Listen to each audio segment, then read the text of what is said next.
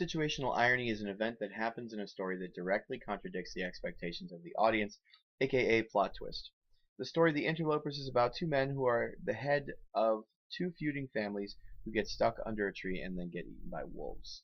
The story The Interlopers by Saki is a good example of situational irony because the reader believes that the men will be rescued because of their cooperative yelling, but they get eaten by wolves instead after their yells alert wolves.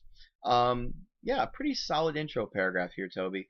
I think you can delete the AKA plot twist. It's a little bit casual sounding, so I think that we can just do that. And we're trying to maintain a more professional tone, right? The story The Interlopers is about two men who are the heads of two feuding families who get stuck under a tree and get eaten by wolves. So you don't really want to reveal the whole eaten by wolves thing just yet because you're going to say it again and again and again in this essay. And so we need to kind of reduce it where we can, you know. Two feuding families who get stuck under a tree, perhaps you could say, and resolve their differences, because you did not really make any mention of that, even though that's kind of an important aspect of the story.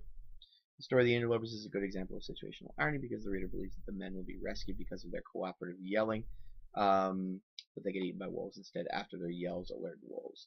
I think that we haven't mentioned that they cooperate yet. I mean, we mentioned that they become friends, but not that they cooperate. And so I wonder if we could say good example of situational irony because the reader believes that the men will be rescued because of their why don't we say like new friendship, because that connects it a little better with the previous sentence. But they get eaten by wolves instead after their yells alert the wolves. So this double wolf thing going on isn't really doing it for me.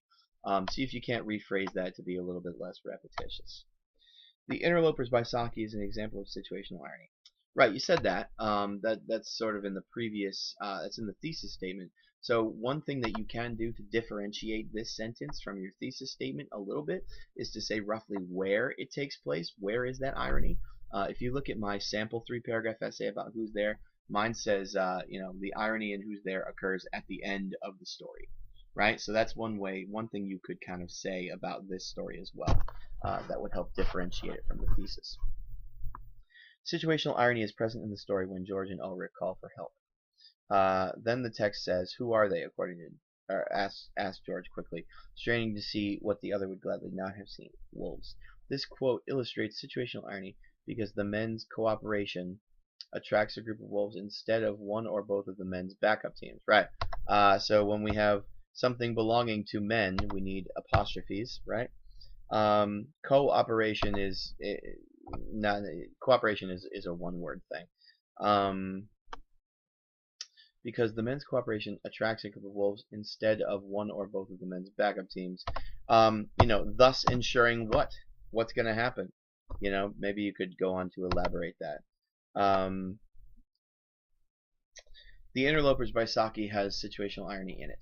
The irony in the story reinforces the theme because the theme is don't let your petty disputes blind you from actual problems or danger. And the men end up facing off with each other instead of focusing and realizing that they're about to get trapped under a tree in a forest with wolves, which leads to their demise. Yes, that's true. What could we do, though, about reinforces the theme? Why don't we say which is don't let your petty disputes blind you from actual problems and or danger. And then have a period there. And then you can explain, you know, the men end up facing off with each other instead of focusing and realizing they were about to get trapped under a fallen tree. Right.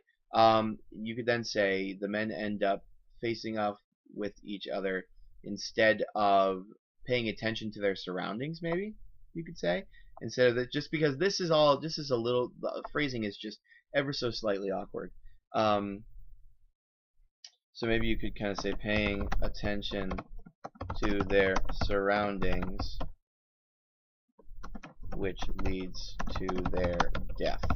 Yeah? Which you've already got, actually, so that's fine.